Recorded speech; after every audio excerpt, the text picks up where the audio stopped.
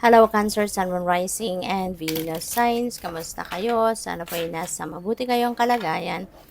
Welcome back po sa Star Tarot. At kung bago kayo dito, welcome din po kayo. Please subscribe, like, share my videos, and leave me a comment kung nakaresonate po kayo. Thank you. So, first message ni Cancer, we have working on it. Okay? We are planning.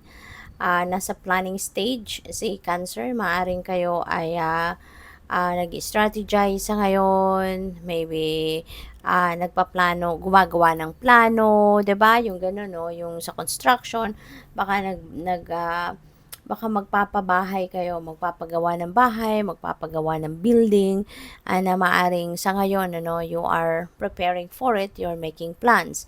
Or baka trabaho ninyo ito, 'di ba? Baka architect kayo, yung mga ganon, engineer kayo, no? Maaari meron kayong background diyan, kaya po pwedeng ikaw din yung gumagawa ng plano para sa itatayong structure, no? So po pwedeng ganon.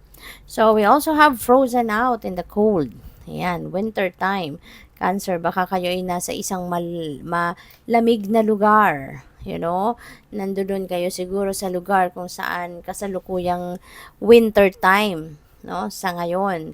Kaya mag-iingat kayo, take care of yourself, 'di ba? Bundle up kasi hindi hindi madaling mabuhay, 'di ba? Sa isang malamig na lugar, lalo-lalo na kung ang temperature sobrang baba, 'di ba? So, 'yun. Mag-iingat po kayo and always bundle up. Always be ready, 'di ba? For anything. So, know your worth. Yan, isang napaka-importante din na pakakatandaan ninyo. Know your worth para alam mo kung paano mo papanindigan ang mga bagay-bagay, 'di ba? About yourself, about your life, 'di ba? Paano mo irerespeto yung sarili mo at saka 'di ba? Ah, para din kapag alam mo din kasi yung halaga mo, alam mo yung worth mo, then the people also around you, 'di ba? Will be respecting you, 'di ba? Kasi you are going to project, 'di ba? Kung ano man yung ano mo, yung worth mo, hindi ba? At napakikita din nila yun, mapapansin din nila, mapapansin din ng mga tao sa paligid mo. No, 'di ba? Na dapat pala ganito din ang gagawin ko towards her or towards him, yung ganon, no? Because when you are showing respect to yourself, then for sure other people around you will also be noticing that at matututo din sila, no? Magigising din sila sa katotohanan na yes, you deserve respect, 'di ba? So tignan natin kung ano pa ang mga messages para kay Cancer. So, we have Six of Swords. Ayan. So, maybe, baka yung pagpaplanong ito is related to this. Kasi baka nagpaplano na kayong umalis, no? Meron kayong pinagpaplanuhang iwan ng sitwasyon because maybe it is already becoming unhealthy environment para sa'yo. Maaaring this is trabaho, baka toxic, working environment na ang meron kayo, baka mga toxic people na ang katrabaho mo, kasama mo. So, this is not what you want, no, anymore na maging nasa paligid mo. Possible din na ang iba sa inyo rito is pwedeng sa pamilya, 'di ba? Maaring sa relationship ito. So, depende sa inyong sitwasyon.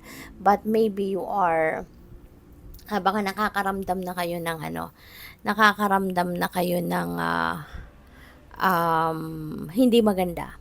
You know, maaring nahihirapan na kayo, maaring nai-stress na kayo, something like that. Okay? So, what else? We have the King of Pentacles. Ayan. So, this is really beautiful, no?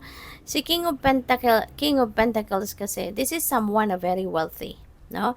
This is someone na very wealthy, mapera, maaring nasa tugatog na siya ng tagumpay, you know.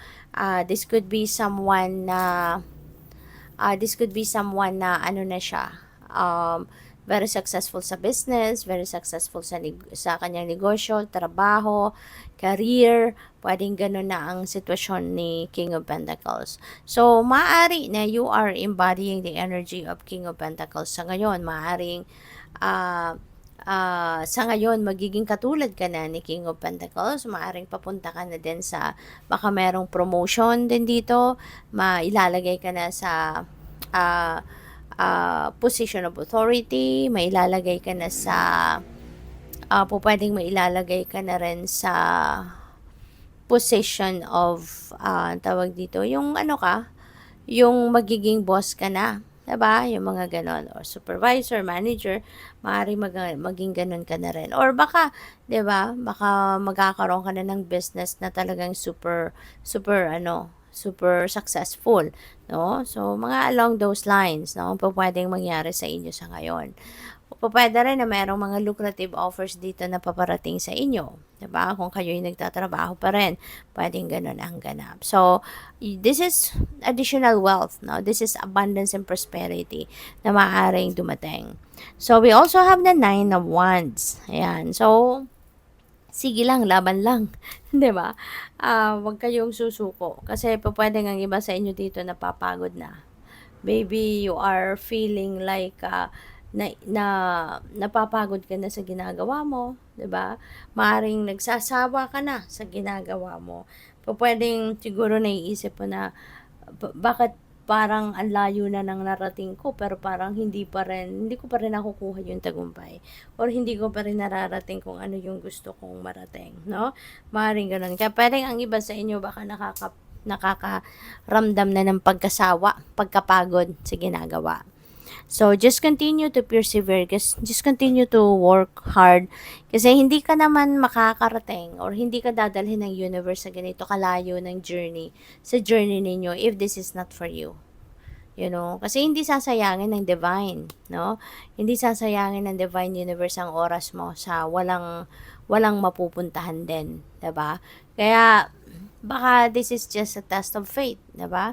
Kung hanggang saan ang tiyaga mo, hanggang saan ang pagtiyatiyaga mo, ang pagsisipag mo, yung gano'n, no?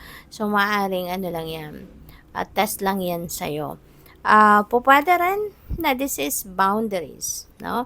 This could be about boundaries as well. Kasi nga, meron tayong know your worth energy.